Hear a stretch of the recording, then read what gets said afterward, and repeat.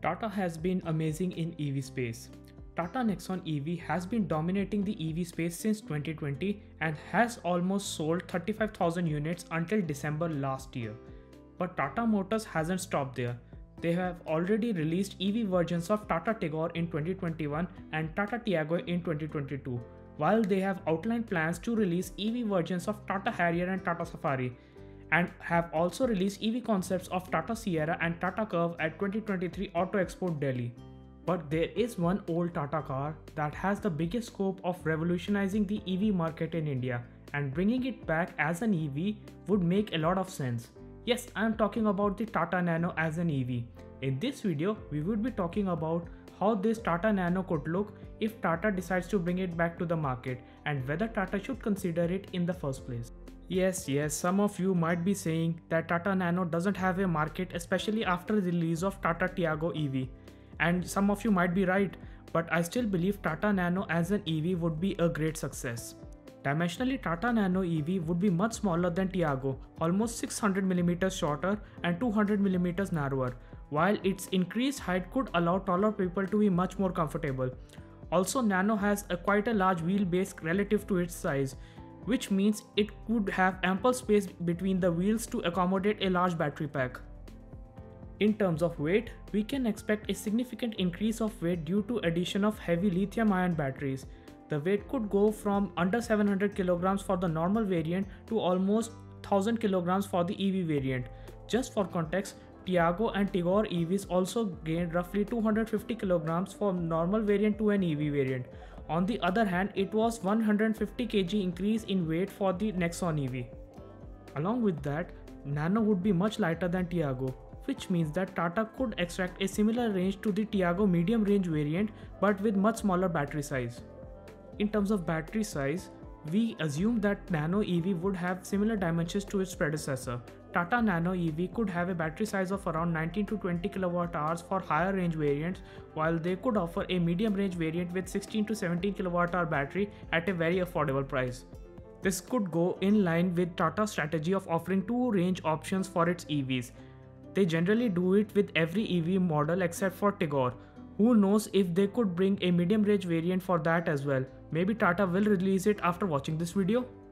And just to tell you, all batteries in EVs by Tata are high energy density liquid cooled lithium ion battery packs with IP67 rating.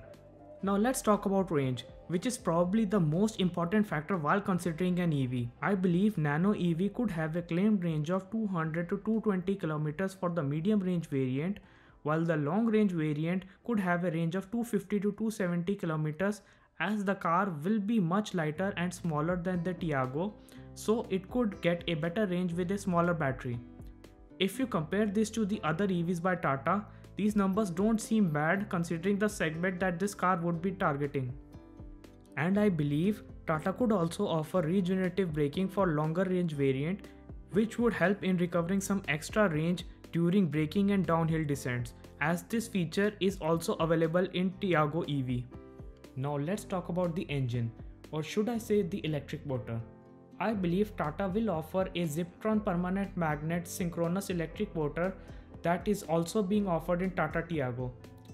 The Tata Tiago 45 kW motor produces 61 horsepower, while 55 kW motor produces 75 horsepower. As Nano would be lighter, Tata could tune this motor to produce only 50 horsepower or so with 40 to 45 kW motor. This will surely help in extending the range of this car as well.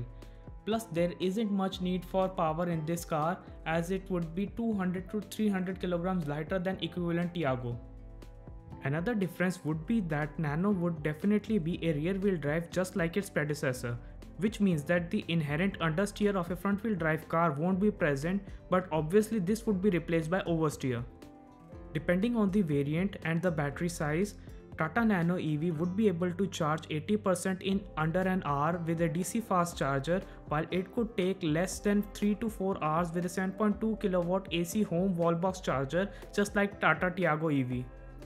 The features of this car could include specialized wheels to reduce drag, music players with Android Auto and Apple CarPlay, a digital instrument cluster similar to what we get in Tiago, power windows, DRLs, fog lights, rear parking camera for higher trims. While in terms of safety, we don't need to worry, as apart from mandatory passive safety equipment like airbags, ABS with EBD, seatbelt warning, child lock, overspeed warning, engine immobilizer, Tata also works hard on its active safety aspects like strength of its body shell, which is why none of its cars has scored below 4 stars in global NCAP crash test. So we don't need to worry about the safety of this car, even though old generation Nano scored 0 stars in global NCAP in 2014, but at that time the car was tested without any passive safety equipment like airbags and ABS. Now let's talk about the business case of this car. Should Tata release it? Well, in my opinion, definitely yes. Nano is a very practical car in terms of its layout and is a perfect car to be an EV. It won't really have any competitor, as if Tata decides to price this car less than 7 lakhs, this would be a huge hit, since the running cost of this car would be 1 to 2 rupees per kilometers, much less than petrol versions of Maruti Suzuki Alto and Renault Kwid. Renault Kwid has an EV version available in China, but Renault has stated no plans to release it in India, while Maruti has no plans to release its first EV until financial year 24. In 2023, you still have to pay almost 5 to 6 lakh rupees for an Alto or Kwid, which means that Nano EV could really succeed if priced correctly. Ultimately, Nano EV will only have the Tata Tiago as its closest competitor. Citroen's newly launched C3 EV could also pose a good challenge to this car, but still that car would definitely be more expensive than a Nano EV. I believe the Nano EV could be the car that would help in convincing more people to switch from a petrol car to an EV. And with low cost of maintenance of Nano EV, many two-wheeler users could also transition to it, which was the ultimate aim of Ratan Tata when he envisioned the Nano. Nano was certainly not a success that Ratan Tata envisioned, but I believe Nano EV has capability to achieve that dream.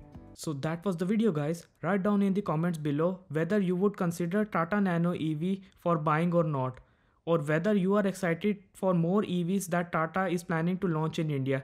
Do let me know in comments below. If you are loving my content, give this video a like, please consider subscribing to the channel and turn on the notification bell. That way you will be notified whenever I upload a new video. See you soon in a future video. Goodbye.